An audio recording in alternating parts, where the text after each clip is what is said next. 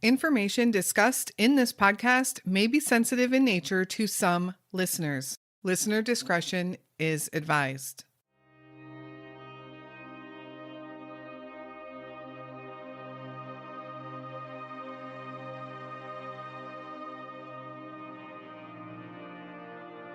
Lisa Lynn Stone had a lot of tragedy in her life, but in 2010, she was 51 years old and doing her best to live life to the fullest. Friends describe her as funny, outgoing, bubbly, and loved to laugh and make others laugh. In 2010, she was also living with her partner of 15 years, Sherry Henry. And Sherry would tell a little bit different story of Lisa, a story of struggling with depression and some drug use. But Sherry says that she loved Lisa and she believed that Lisa loved her. As an adult, Lisa would reconnect with some of her former high school friends. They would stay in touch regularly after that, often chatting on social media and sharing photos and texting. A neighbor of Lisa's remembered seeing her on June 4th, 2010, but after several days went by with no sign of Lisa, they became worried. This was not like her at all. Her friends also noticed that her daily social media posting had abruptly stopped, also on June 4th. By June 20th, they had officially reported her missing. Sherry, Lisa's longtime partner, said she didn't think anything was wrong and that Lisa had probably just taken off. No one besides Sherry believed that, however, and Lisa hasn't been seen or heard from since. Where is Lisa Lynn Stone?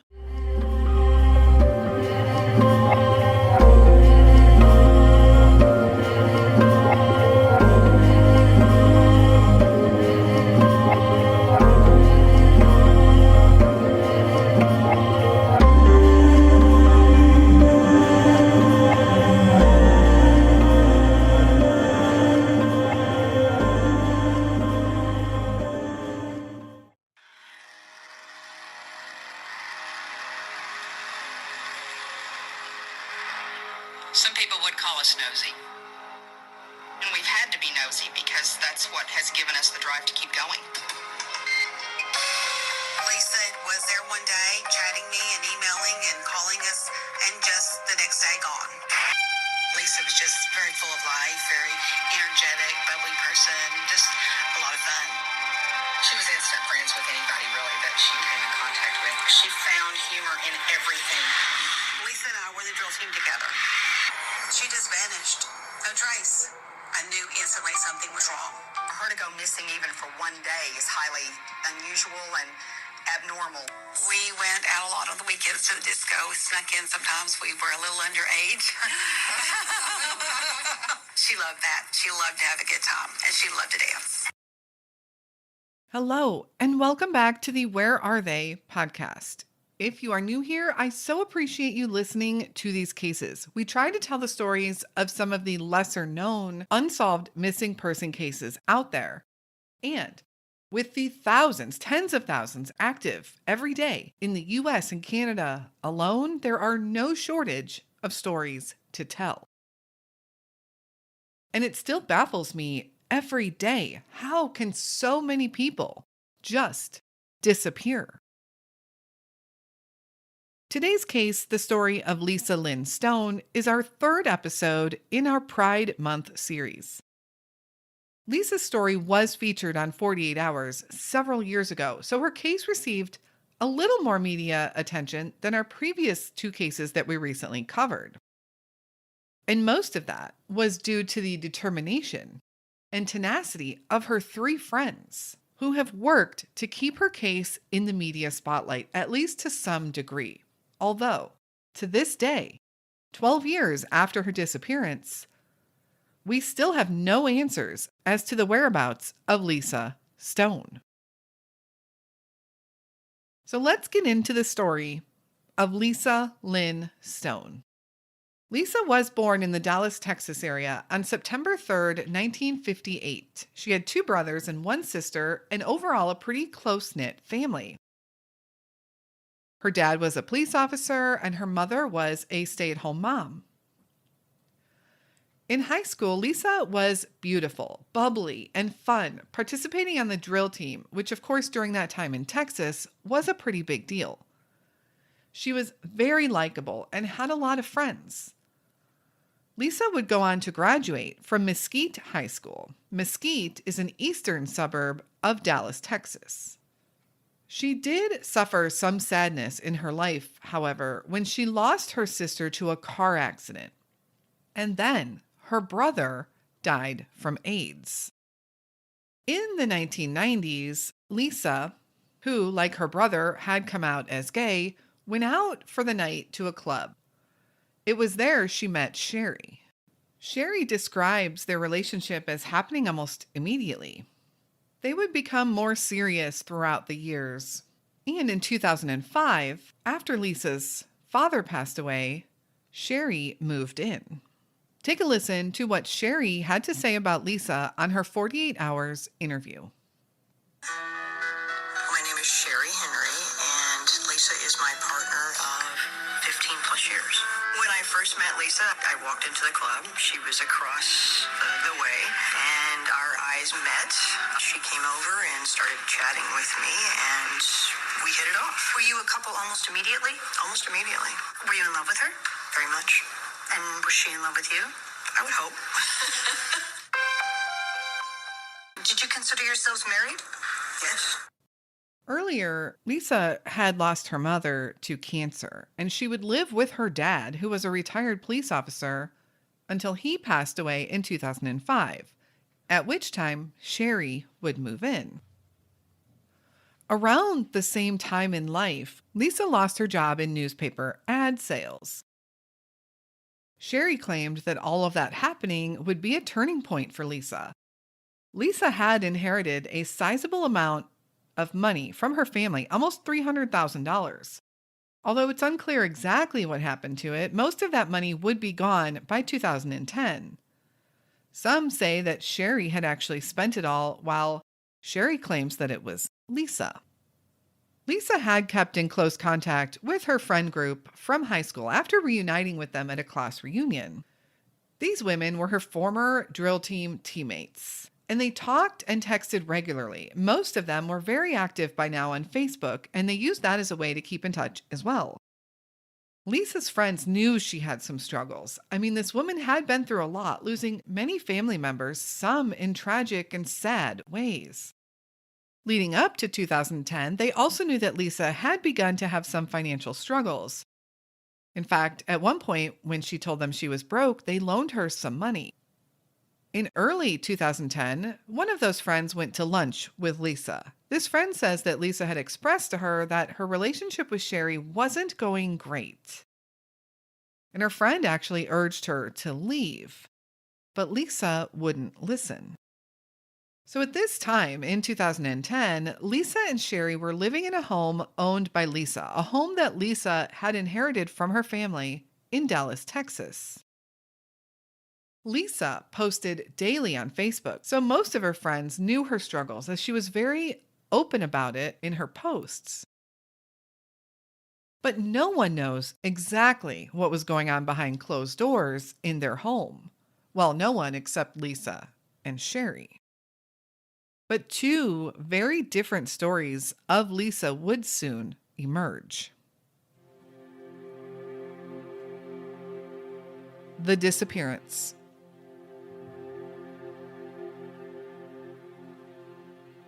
On June 4th, 2010, a neighbor had a chat with Lisa. Lisa was going to be taking her trash out for her the next day, and the neighbor wanted to confirm that Lisa would be able to do that. Lisa, of course, said absolutely. When they parted ways, Lisa told her she'd see her tomorrow. And it seems like Lisa and this neighbor were pretty close, Lisa often helping the neighbor out with these daily type of chores. And in fact, Lisa would also be picking up her neighbor's daughter at the airport in just a couple of weeks. But on June 5th, 2010, the very next day, the neighbor gets a call from Sherry. Now, it says she was always pretty close with Lisa, but never Sherry. And prior to that day, Sherry had never reached out to her for any real reason. But this day, Sherry called with some distressing news. Sherry said that Lisa had to have emergency gallbladder surgery and wouldn't be able to help her get the trash out, so instead, Sherry was going to help her. The neighbor, of course, was worried for her friend, for Lisa, but thought that it was nice of Sherry to come over and help her and just overall hoped that everything would be okay with Lisa and her surgery. But a few days would go by, and no one now had heard from Lisa. Her friends started checking in with one another to see if they had heard from her, if anyone had heard from her, but no one had. They also thought it was strange that Lisa hadn't posted on Facebook at all, and Lisa was someone who posted every single day, without fail. So one of her friends, not being able to reach Lisa, finally calls Sherry and asks where Lisa is. But Sherry just said that she had left town for a while. Sherry wasn't worried or concerned at all. Still, her friends didn't think that sounded right, and they still tried desperately to get in touch with Lisa. And as days went by, and eventually weeks, they start zeroing in on Sherry. And Sherry, according to the friends, started giving them different stories as to where Lisa was. But still said she wasn't worried at all, and that Lisa wasn't missing, she had just simply left. One of the friends said that a few of them went over one evening to talk with Sherry and try and get some answers. They said that Sherry invited them in the house and told them that Lisa was expected home that night and she was going to order pizza for dinner. She said the friends could stay and wait if they wanted, which they did, for an hour and a half. But still, no Lisa.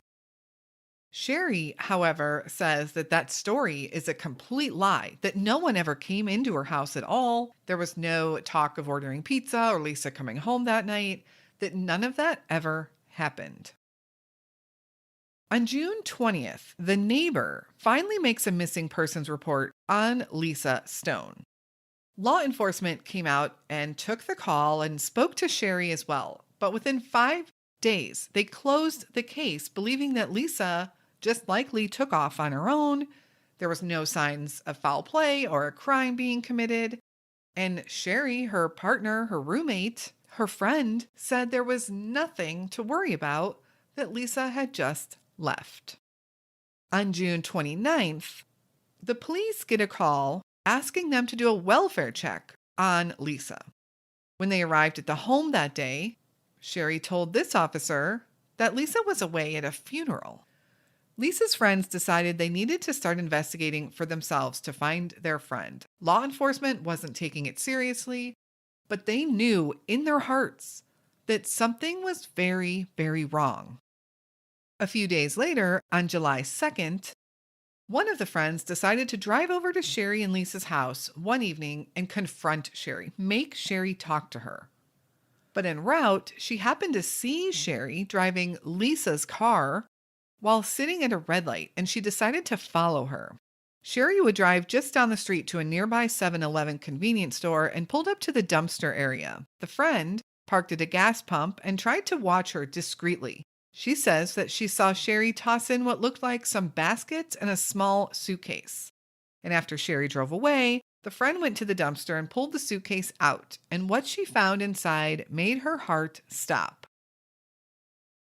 In that small suitcase was Lisa's birth certificate, some paperwork belonging to Lisa, and a whole bunch of personal photographs.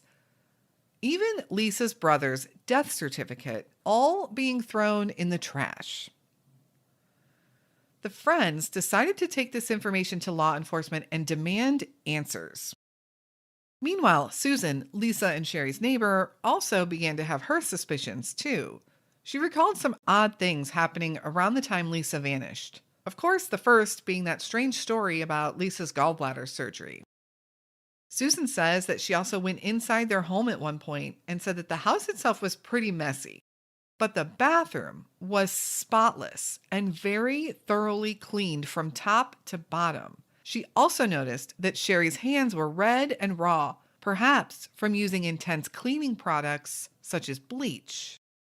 As the neighbor and the friends voiced their opinions, Sherry would get defensive. She would claim that she is the victim of a witch hunt and that these stories are of things that never happened, that are completely 100% made up. After the friends had marched into the offices of law enforcement in Dallas, Texas, however, the authorities agreed that their findings were indeed suspicious and they would reopen the case.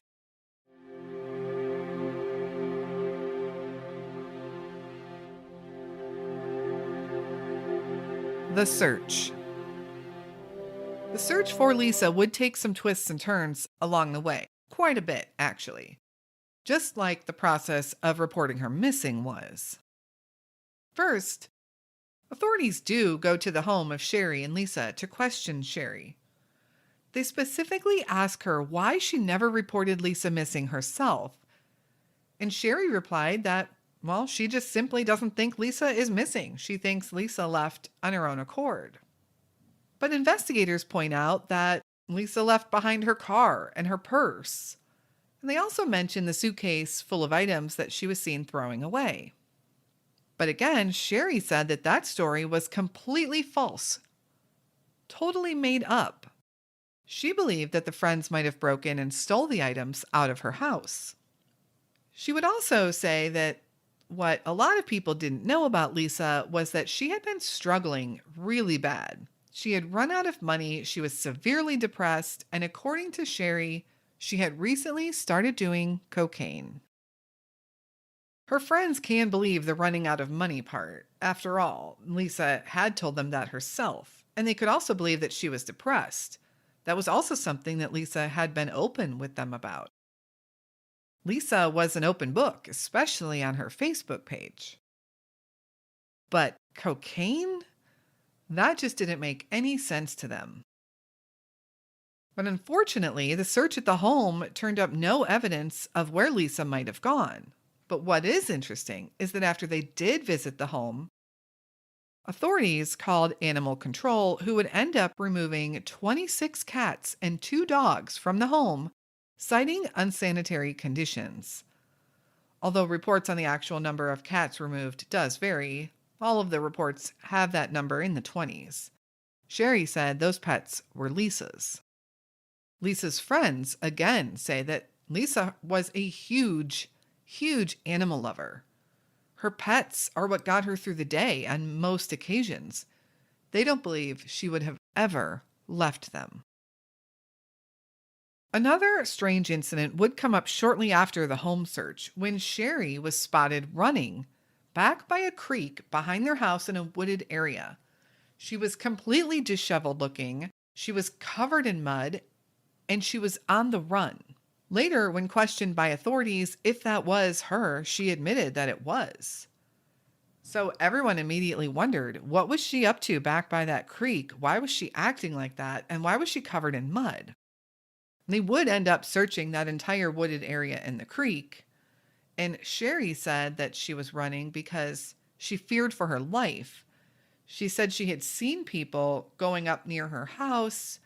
And at one point, she even thought that there were some women chasing her, which is why she was running. She also says that at one point, while hiding behind a tree or some structure to look at her house, she thought she saw the blinds move and she believed that someone was actually inside of her house. So she got scared and took off. Sherry said that she knew people blamed her for Lisa's disappearance and she felt these people were after her. In July, police received a tip that took them to Hunt County, Texas, where they searched a grassy area, just a small 1 square mile search area. And that search, however, didn't turn up any clues or leads. And it was never really revealed what tip led them there in the first place. So let's take a look at the area in which all of this is happening. Lisa had inherited the home at 3323 Truxillo Drive in Dallas. This is a populated neighborhood area.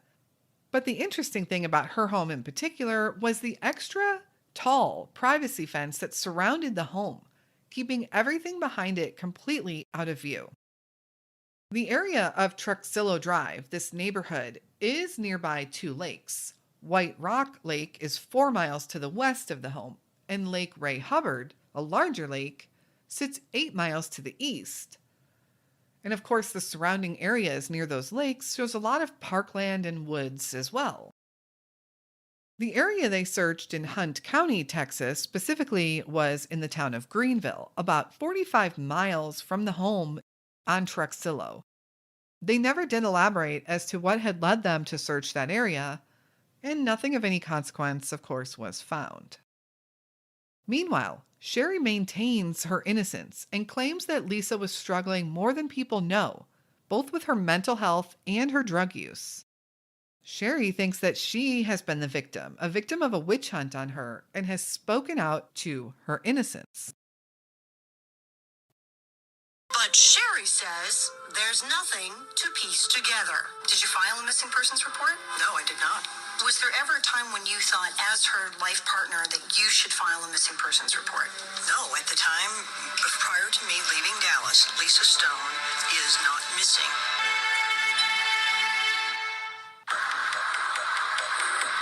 I felt the day I was surrounded by at least 10 or 15 women in their SUVs and cars trying to track me down. And I felt like I was a rabbit being chased for the hunt. I come home. When I come around the back alley and go through the gate, I see the blinds part. Inside your house? Inside the house. So I get a little freaked. I'm thinking somebody's in the house. Now you tell me, you wouldn't be scared for that? I'm afraid.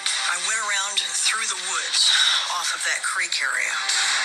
You will not tear down my life. You will not point the finger at me until you have verifiable proof that I have ever done anything other than support Lisa Stone in whatever she wanted to accomplish in her life. Lisa and I love each other. End of discussion. Law enforcement has said that Sherry is a person of interest. In fact, she is their main person of interest. But to date, no evidence has been found to link Sherry to doing anything to Lisa. It seems that the authorities have acknowledged that something is very wrong in Lisa's disappearance, but friends and those involved in the case believe that they haven't taken them as seriously as they should have, especially from the beginning. Her friends have even said that they themselves have done far more investigating than law enforcement. And in fact, Sherry has filed complaints against these friends for stalking her and harassing her, in which authorities have had to warn the friends to back off. Another interesting fact about Sherry is that in 1995, she was convicted of fraud and forgery for, get this, forging a check from Lisa's father's account for $8,000. But Sherry does admit that she did do that. She claims that she has changed her ways after that and owned up to her mistakes. Lisa's friends still refuse to believe that their vivacious, full-of-life friend left on her own. What do you think happened to Lisa Lynn Stone? Lisa is described as a Caucasian woman standing 5'6" tall, with dyed blonde hair when she was last seen in June of 2010. At that time, she weighed around 130 pounds. Lisa was 51 years old and would today be 63. If you have any information on the whereabouts of Lisa Lynn Stone, please contact the Dallas Police Department at 214-671-4316. Thank you so much for listening to Lisa's story today, our third episode in honor of Pride Month this June. This June also marks the 12th anniversary of Lisa's disappearance, and it doesn't seem that authorities are much further to solving this case. Please remember to give us a follow over on social media. In the event of any case updates, we will post first over there on those channels. If you'd like to support the show, please consider joining us over on Patreon. The next series of bonus episodes going up over there will be the Lost in the Ozarks series, focusing on missing persons from the Ozark region of the U.S. Thank you again for listening to Lisa's story. Please share her case, share her name. Keep her story out there. Someone might just know something. We will be back again next week with another unsolved missing persons case. And until then, stay safe and hug your loved ones.